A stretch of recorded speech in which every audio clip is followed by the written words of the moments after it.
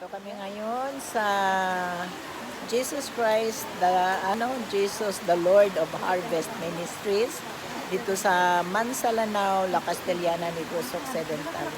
So nakita nyo akong attire, super ang lamig dito ngayon kasi malakas ang ulan, maulanon sa sininga adlaw. So may fellowship kami diri subong ang mga ang Assemblies of God na Negros Occidental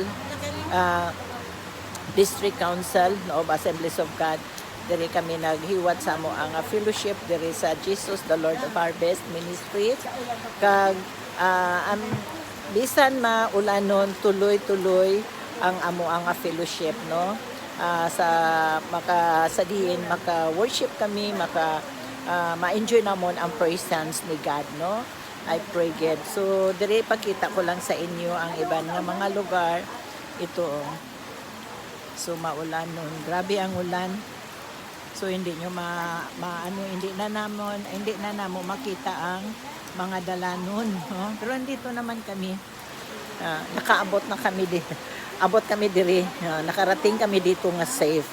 So, praying nga sa pag-uli namon, safe din man. So, ito.